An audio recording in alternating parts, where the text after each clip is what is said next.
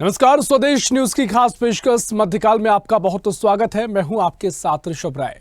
भोपाल में मुख्यमंत्री डॉक्टर मोहन यादव की अध्यक्षता में मंथन 2024 बैठक का आयोजन किया गया है। जी हां, 2024 का मंथन किया गया है, जिसमें मंत्रिमंडल के सभी सदस्यों सहित समस्त विभागों के प्रमुख अधिकारियों के साथ कई संयुक्त बैठक में एक वर्ष में किए गए कार्यों की समीक्षा के साथ ही भविष्य की कार्ययोजना पर चर्चा की गई है। और मुख्यमंत्री डॉक्टर मोहन यादव ने कहा कि मध्य प्रदेश सुशासन और जन कल्याण की ओर अग्रसर है।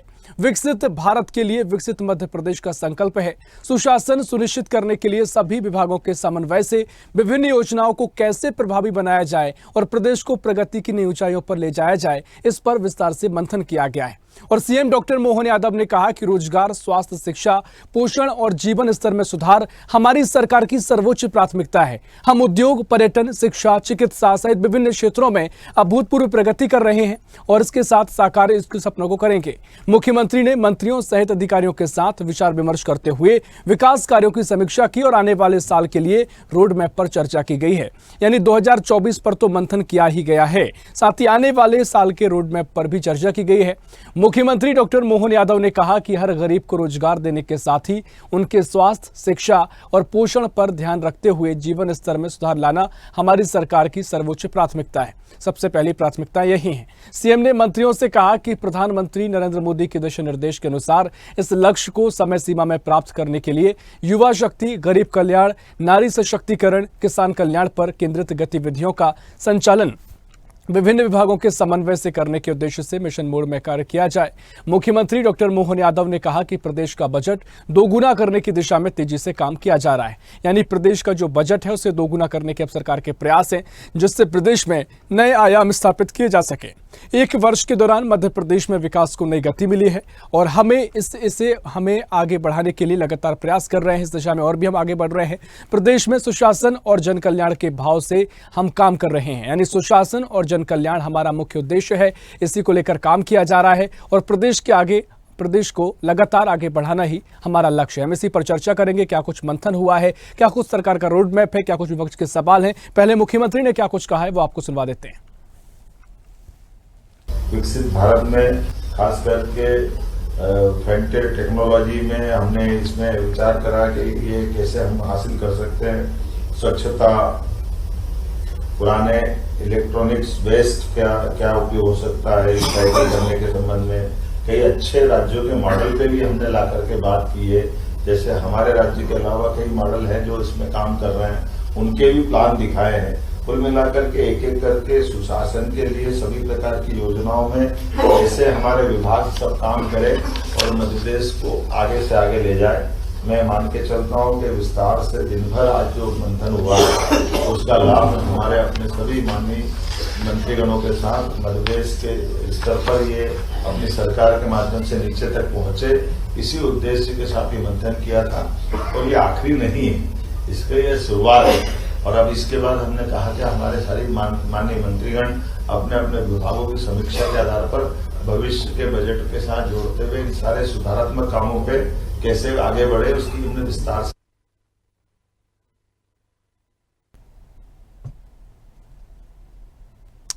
तो मोहन सरकार ने 2024 को लेकर मंथन किया है। दिसंबर का माह है, इस साल जाने वाला है और उससे पहले क्या कुछ अभी तक काम किए गए, इस 1 साल के कार्यकाल में कैसा पूरा 1 साल रहा है, इसको लेकर सरकार ने मंथन किया है। और साथ ही आने वाले सालों को लेकर रोड मैप पर भी चर्चा की गई है।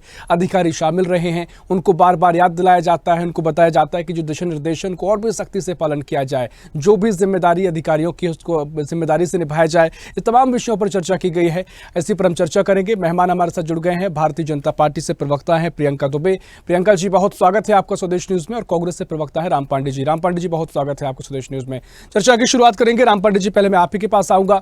जिस तरीके से 2024 का मंथन सरकार ने किया है, अभी हाल ही में 1 साल का कार्यकाल भी मोहन सरकार का कंप्लीट हुआ है। इसको लेकर भी सुशासन दिवस मनाया जा रहा है और जन कल्याण पर्व की शुरुआत हुई है। क्या कुछ आप देख रहे हैं, क्योंकि मंथन किया क्या है, सरकार ने उद्देश्य अपने तय किए हैं और किस तरह से बैठकों को आप देखते हैं? विपक्ष में आप भी है, क्योंकि सभी की कोशिश होती है कि प्रदेश प्रगति करे, लगातार जन कल्याण हो और सुशासन भी प्रदेश में बना रहे। क्या कुछ आप कहेंगे? देखिए, हमारा काम देखना चाहिए, काम को बोलना चाहिए। अब जैसे कहावत है ना, जो गरजते हैं वो बरसते नहीं है। क्यों, यदि हमने काम किया होता तो वो दिखाई देता। और ये बात सही है कि जनता तो पैसा दे ही रही है। जो भी मध्य प्रदेश सरकार का बजट है, 28% GST, 30% income tax, toll tax और भी कई तरह के टैक्स लगते हैं, तो जनता पैसा देने में कोई कमी नहीं कर रही है। लेकिन उस पैसे का सदुपयोग नहीं हो रहा है और उस पैसे का दुरुपयोग हो रहा है। और ये आए दिन हम देखते ही हैं कि एक कांस्टेबल जैसे कोई बड़ा पद नहीं होता है, उसके घर से 54 किलो सोना निकलता है और 11 करोड़ कैश निकलता है। और कांस्टेबल अकेला तो ये काम नहीं कर सकता है। इसमें परिवहन मंत्री या परिवहन के जो अधिकारी हैं या जो दूसरे अधिकारी और मंत्री हैं, नेता हैं, वो भी इन्वॉल्व रहे होंगे। तो जो जनता पैसा दे रही है, करीब 3 लाख करोड़ मध्य प्रदेश सरकार का बजट है, तो वो पैसा जा कहाँ रहा है, वो दिखाई नहीं दे रहा है। हम देखते हैं आजकल में इनके शिक्षा मंत्री ने कहा कि 500 शिक्षकों को तो मैं जानता हूं जो ड्यूटी पर नहीं जाते हैं, उनकी जगह दूसरा काम कर रहा है। हाँ। साथ में उन्होंने ये भी कहा कि मेरा जो गृह जिला रायसेन है, 100 शिक्षक वहां ऐसे हैं जो ड्यूटी पर नहीं जाते हैं, उनकी जगह कोई दूसरा जाता है। अब ये शिक्षा मंत्री ने भी स्वीकार कर लिया है। कभी कभी जो सच्चाई होती है वो जबान पर आ जाती है। परिवहन मंत्री जो पूर्व और वर्तमान जो परिवहन मंत्री हैं, उनमें भी इसी बात पर चर्चा चल रही है। तो ओवरऑल ये है कि कर्ज लगातार सरकार लेती जा रही है। अब मोहन जी ने काम किया होता तो कर्जा लेने की क्या जरूरत थी। 5,000 करोड़ कर्जा फिर ले रहे हैं, 25,000 करोड़ कर्जा पहले लिए ही है।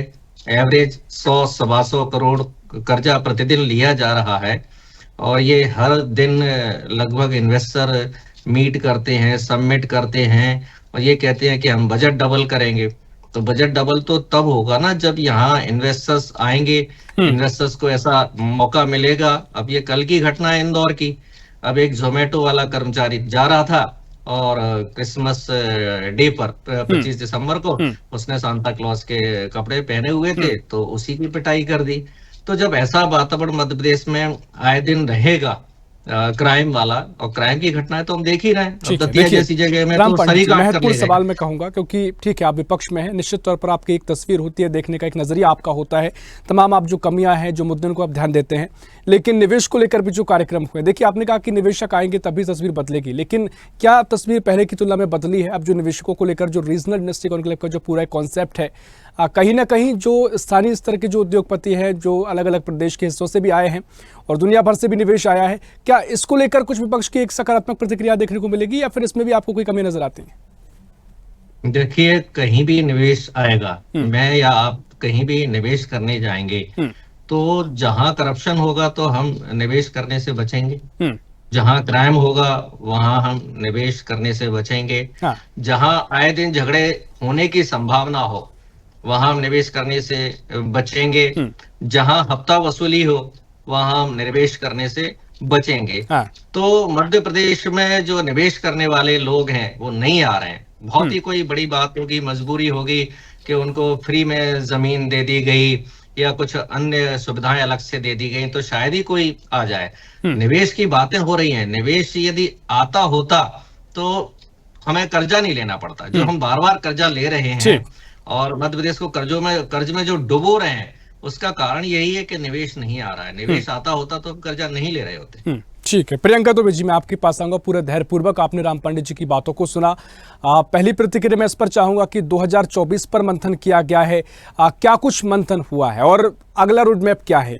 और दूसरी बात जो राम पांडे जी ने कहा कि राम पांडे जी या फिर विपक्ष है, कांग्रेस है, उनका मकसद देखे कि वो काम पर जाएंगे, कितना काम हुआ है उन्हीं पर वो चर्चा करेंगे। तो उनका कहना है कि अभी तक जो स्थिति बनी है, क्राइम को लेकर उन्होंने चीज़ें कही हैं, जो तमाम मुद्दे हैं या फिर जो एक मामले का जिक्र किया जहां पर तमाम तरीके से ब्लैक मनी बरामद की गई है, तमाम मुद्दों का जिक्र वो कर रहे हैं। तो उनका मानना है कि अगर ये स्थिति है तो कैसे निवेश आएगा, कैसे बजट दोगुना होगा? जो मुख्यमंत्री ने दावा किया है कि हमारी कोशिश है बजट दोगुना हम करना चाहते हैं, तो वो ये कह रहे हैं कि ऐसी परिस्थितियों में कैसे होगा? विपक्ष का नजरिया क्या कुछ आप कहेंगे?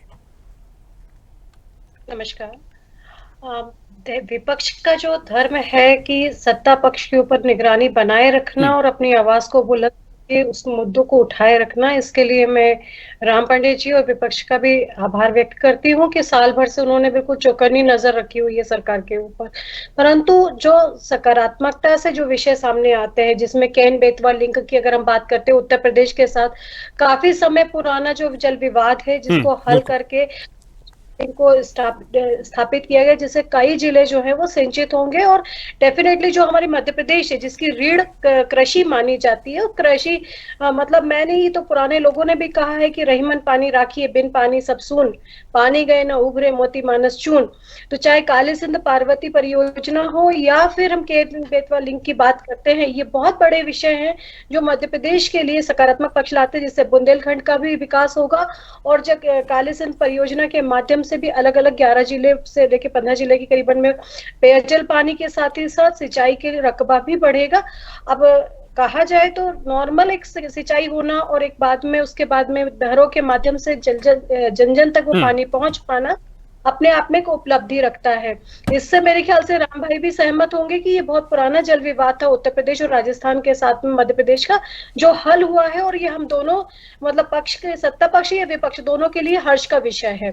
इसके बाद ये बात भी सत्य है कि जब इंडस्ट्रीज ग्रोथ की बात की जाती थी तो थोड़ी परेशानी इंफ्रास्ट्रक्चर के कारण आती थी, जिसके ऊपर भारतीय जनता पार्टी की सरकार ने सतत प्रयास किया, जिसमें जल की व्यवस्था हो, चाहे जमीन की व्यवस्था हो, चाहे सड़कों की व्यवस्था हो, चाहे दूसरे इंफ्रास्ट्रक्चर अवेलेबल करवाना हो इंडस्ट्रीज के माध्यम से। परंतु जो कि ग्लोबल समिट होता था, सेंट्रलाइज्ड होता था, तो स्थानीय स्तर की समस्याओं को हल करने में परेशानी आती थी, जिसको रीजनल समिट्स में कन्वर्ट करके आज जो अगर हम बात करें तो विक्रम उद्योगपुरी के हिसाब से उज्जैन का कॉरिडोर की बात करते हैं, इंदौर से पीतमपुर कॉरिडोर्स की बात करते हैं, तो इन्वेस्टमेंट आए भी, इंडस्ट्रीज लगी भी, इंडस्ट्रियल एरिया डेवलप भी हुआ और आज वहां रोजगार सृजन हो चुका है। इसके बाद मेरे ख्याल से मेरे बड़े भाई सहमत होंगे इस बात से भी कि जैसी एविएशन में डेवलपमेंट मध्य प्रदेश के अंदर हुआ है, अलग अलग स्थानों पर जो एयरपोर्ट डेवलप किए गए, तो वो स्थानीय स्तर पर जमीनों के भाव बढ़ाना, वहां पर इंडस्ट्रीज अगर डेवलप हो रही, चाहे रीवा संभाग की बात करें, सागर संभाग की बात करें, ग्वालियर की बात करें, या जो अलग अलग डेवलपमेंट हो रहा है, तो जब जितना वहां एक्सेस अवेलेबल होगा, चाहे वो ट्रांसपोर्टेशन अवेलेबल होगा, चाहे वो रोड्स के माध्यम से हो, रेलवे के माध्यम से हो, एविएशन के माध्यम से हो, तो डेफिनेटली रोजगार का सृजन स्थानीय स्तर पे भी होता है। वोकल फॉर लोकल का जो स्लोगन हम लेके चले उसमें भी लाभ होता है। साथ ही स्थानीय स्तर पे जो लोग रहते हैं उनको भी वहां पर उस चीजों से लाभान्वित होते हैं। जो दूसरे लोग जाते हैं सर्विस करने वो एक अलग होता है, उसके अलावा भी तो इधर भी नवाचार किया गया है। पर्यटन के हिसाब से अगर देखा जाए तो पर्यटन में 8% to 10% इंक्रीमेंट हुआ है मध्य प्रदेश में भाजपा सरकार के समय पर। तो आप अगर उस पर भी देखिए, अगर हम बात करें शुरुआत जिस विकास की अगर हम बात करें, एक पारंपरिक हमारा एक हुआ करता था कृषि, उसके अलावा हमारे यहाँ सरकार ने संकल्प पत्र में ये कहा था कि हम नवाचार करेंगे और ऐसे मीडियम्स तैयार करेंगे जिसमें सोर्स ऑफ इनकम और किया जा सके। खेती हमारा सोर्स ऑफ इनकम रहा है वेल एंड गुड, इसमें हम बहुत इनरिच है, ये बात सही है कि मेरे ख्याल से राम भाई भी इस बात से सहमत होंगे कि हमारा जो क्लाइमेट है कृषि के हिसाब से बहुत सहमत है उसमें, और किसान मेहनत भी कर रहे हैं। परंतु उसके अलावा भी हमें सोर्स ऑफ इनकम जो सर्च करना था, ह्यूमन रिसोर्स को यूटिलाइज करने के लिए जो हमें दूसरी चीजों के ऊपर वैकल्पिक व्यवस्था करनी चाहिए थी, उस पर आज सरकार कार्य कर रही है। आज सरकार अक्षय ऊर्जा के ऊपर कार्य कर रही है। सौर ऊर्जा के माध्यम से रीवा में सबसे बड़ा सौर ऊर्जा प्लांट स्थापित किया गया, जहाँ स्थायी भी हो और इलेक्ट्रिसिटी की जो हमारी समस्या है उसको भी कहीं नियंत्रित किया जा सके और उस खर्चे को भी हम सीमित कर सके।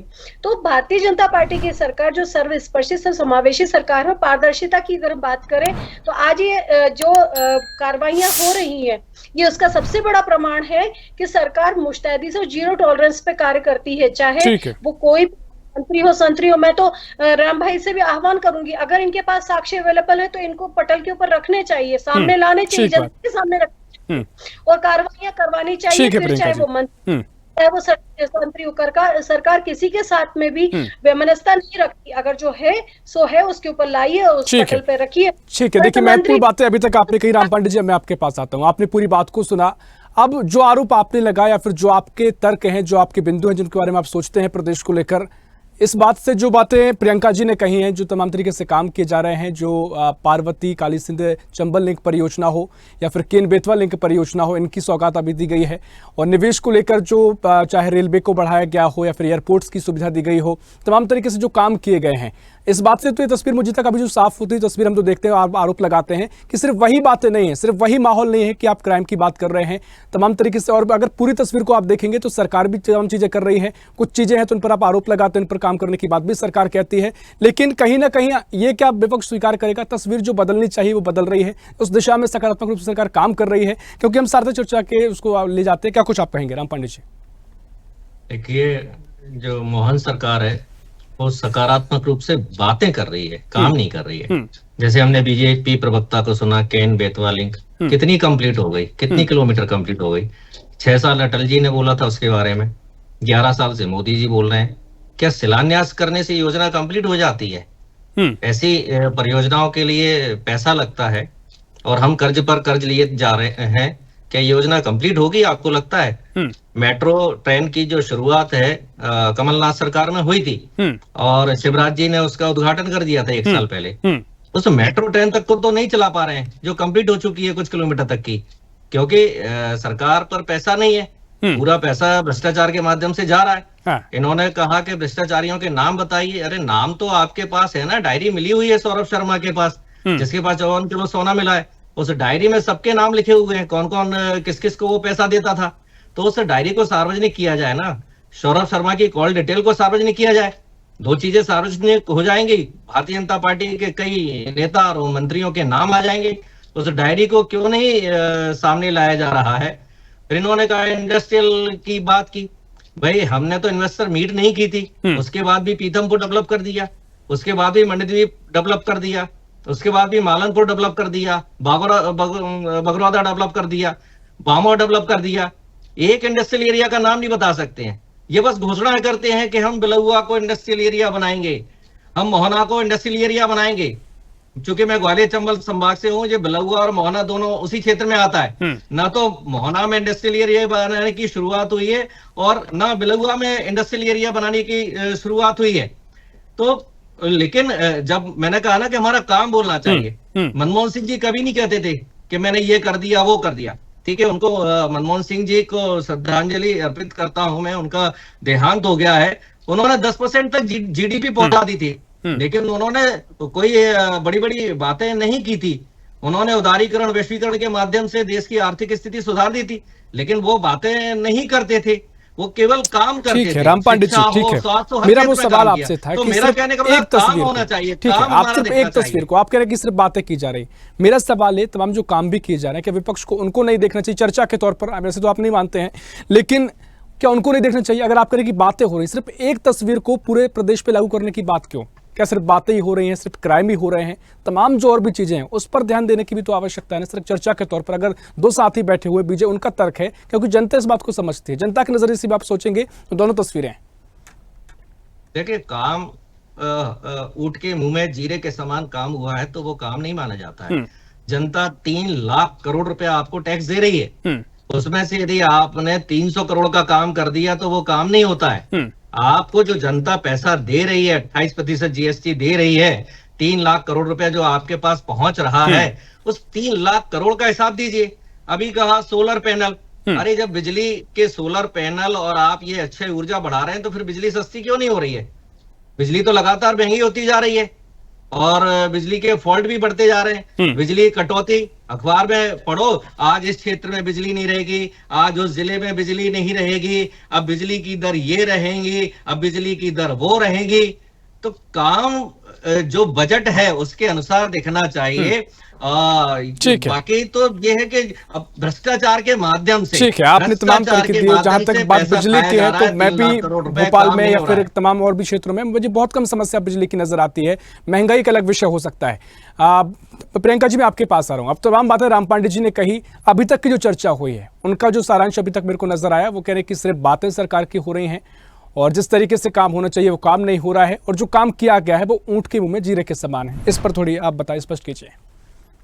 ऋषभ भाई, शायद इनकम टैक्स पेयर में आप भी आते होंगे, परंतु ये बेसिक आपको भी मालूम होगा कि अगर इनकम टैक्स नहीं होगा तो इनकम टैक्स पेयर क्या पे करेगा, है ना। भाई साहब कह रहे 3 लाख से ज्यादा जो करोड़ से ज्यादा जो है वो इनकम टैक्स पे हमारी जनता करती है, तो क्या बिना कमाई किए कोई इनकम टैक्स देता है क्या? सोचने वाली बात है। दूसरे इनके सवाल में इनका जवाब है, ये कहते हैं कि बिजली इस क्षेत्र में गई, उस क्षेत्र में गई। पहले ऐसा तो था बिजली आ गई, जिस क्षेत्र से आते हैं, अगर बोल रहे हैं ग्वालियर वाले क्षेत्र से बता रहे हैं अपने आप को, तो वहां की भी बिजली की दुर्गति इनको मालूम होगी, क्योंकि 2003 तक हम मात्र 5000 मेगावाट का तो उत्पादन करते थे बिजली का। तो कैसे पूरे प्रदेश में पुराई जा सकती है, मुझे वो कैलकुलेशन आज भी समझ में नहीं आता। शायद राम भाई समझा पाए मुझे कि 28,000 मेगावाट के उत्पादन पर अगर बिजली का रोना रो रहे हैं, तो 5000 मेगावाट पर कैसे इनकी सरकार पूरे प्रदेश में पूर्ति कर पाती थी। मेरे समय तो नहीं होती थी, क्योंकि मैं जहां रहती थी वहां बिजली नहीं आया करती थी। क्षेत्र की तो बिजली ही नहीं आती थी, तो बाकी की तो मैं बात नहीं कर सकती। अब इसके बाद हमारे भाई साहब ने कहा कि सब चीजें मनमोहन सिंह जी ने करी। मैं मानती हूँ, सम्मान्य है, उनका श्रद्धांजलि अर्पित करती हूँ। 11वीं अर्थव्यवस्था के तौर पर उन्हें भारत को स्थापित किया, इसके लिए हम उनके सदैव ऋणी रहेंगे। परंतु आज भारत 5वीं अर्थव्यवस्था के तौर पर उभर चुका है, तो क्या इसके लिए भारतीय जनता पार्टी के नेतृत्व को बधाई नहीं देनी चाहिए?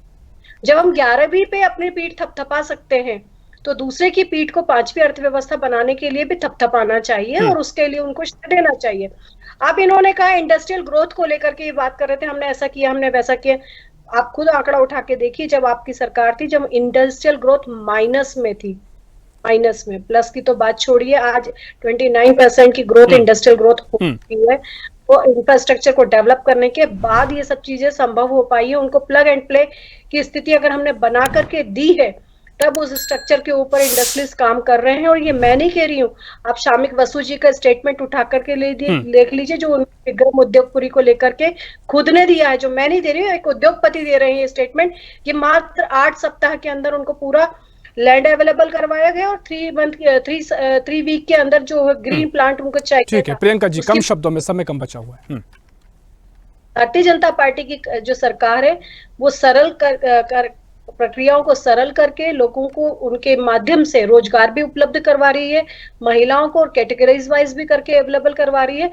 तो नवाचार की ओर ये सरकार सदैव चल रही है। हाँ, परंतु विपक्ष को भी मैं इस बात के लिए साधुवाद देना चाहूंगी कि उन्हें अपने फर्ज निभाना चाहिए, परंतु सकारात्मक तौर पे पक्ष को रखते हुए, समाधान के साथ में पक्ष को रखते हुए आगे बढ़ना चाहिए, जिसमें लोकतंत्र की खूबसूरती है। ठीक है राम पांडे जी, सकारात्मक नजरिए की बात जहां तक वो मैंने आपसे वही कही कि वो नजरिया कांग्रेस का दिखना चाहिए, नहीं दिखना चाहिए, आप बताएं, तय करें।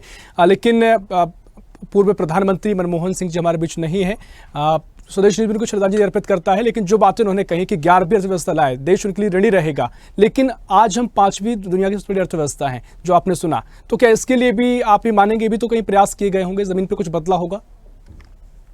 सबसे बड़ा झूठ तो यही बोला जा रहा है। तीसरी अर्थव्यवस्था थी मनमोहन सिंह जी के समय, अब 5वीं है। मैं एक बार और रिपीट कर दूं, आपके दर्शक सुन रहे हैं।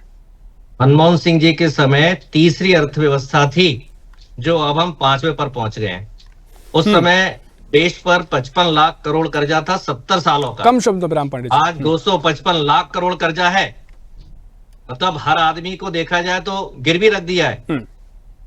तो भारतीय जनता पार्टी के झूठ से तो हम नहीं जीत सकते। ये बिजली बिजली बिजली कहते रहते हैं। मैंने इतनी एजुकेशन की है, बहन जी ने भी की होगी, आपने भी की होगी।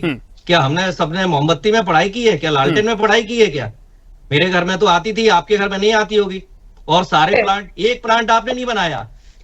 जितने भी पावर प्लांट बने मेरे समय भी जब या हाइड्रो पावर प्लांट बने, स्कूलिंग समय था, बिजली की बड़ी समस्या होती थी, गांव-गांव में बिजली नहीं आ पाती थी। बनाया 20 सालों में। सारे पावर प्लांट कांग्रेस के जमाने के हैं और वही आज बिजली दे रहे हैं। आपने एक भी पावर प्लांट बनाया नहीं है। भाई आप कहते हैं कि हम काम करते हैं। भाई 100 स्मार्ट सिटी में से 6-7 स्मार्ट सिटी मध्य प्रदेश की थी। आप 11 साल में एक का भी उद्घाटन नहीं कर सके कि ये स्मार्ट सिटी कंप्लीट हो चुकी है। नहीं, ठीक है, आपके सब तर्क मैं रखता हूं, आपके उद्घाटन किया है कि, लेकिन जहां तक आपने उस समय की बात की, मुझे याद है मैंने चिमनी में पढ़ाई की है कई जगह, जो आप कह रहे हैं कि चिमनियां होती थी, बोल रहे मोमबत्ती हैं की आप। जगह होती थी, जिनमें मिट्टी का तेल डलता था। ठीक है, नहीं नहीं, आप झूठ बोल रहे हैं। ये आप मेरे ठीक है, समय मैं ये पर नहीं कह रहा बिजली थी, पूरे आप तो समय, मुझसे मैं कह बहुत रहा हूँ छोटे बिजली हैं। की समस्या हुआ आप तो बहुत करती थी। छोटे हैं। ठीक है, वही बात प्रियंका जी ये कहेंगी। आप समय ठीक है, झूठ आपके बोल अपने रहे हैं। तर्क हो सकते हैं। भोपाल का समय थोड़ा बदला होगा, लेकिन और भी प्रदेश के जो गांव थे, छोटे शहर थे, वहां पर ये समस्या थी। आप माने ना माने राम पांडे जी, ठीक है, चर्चा इस पर और भी कर सकते हैं, लेकिन समय हमारे पास इतना ही है। बहुत शुक्रिया राम पांडे जी आपका, प्रियंका जी बहुत शुक्रिया आपको चर्चा में शामिल होने के लिए। तो मध्य प्रदेश की मोहन सरकार लगातार विकास को लेकर प्रयास करने के दावे करती है, और अब मंथन किया गया है 2024 को लेकर, क्या कुछ काम किए गए हैं, रोड मैप क्या है, इस पर भी मंथन किया गया है। और आगे भी प्रयास से सरकार के हैं, लेकिन विपक्ष के अपने सवाल हैं कि जो सरकार दावे करती है वो जमीन पर नहीं उतरते हैं। फिलहाल के लिए इस खास पेशकश में इतना ही। देश प्रदेश की और भी खबरों के लिए देखते रहिए स्वदेश न्यूज, सबसे पहले देश। ऐसी ही खबरों के लिए हमें लाइक करें, शेयर करें, फॉलो करें और यूट्यूब पर सब्सक्राइब करें और बेल आइकन दबाना ना भूलें। साथ ही ताजा अपडेट्स के लिए हमारी वेबसाइट स्वदेशलाइव.com पर जरूर जाएं।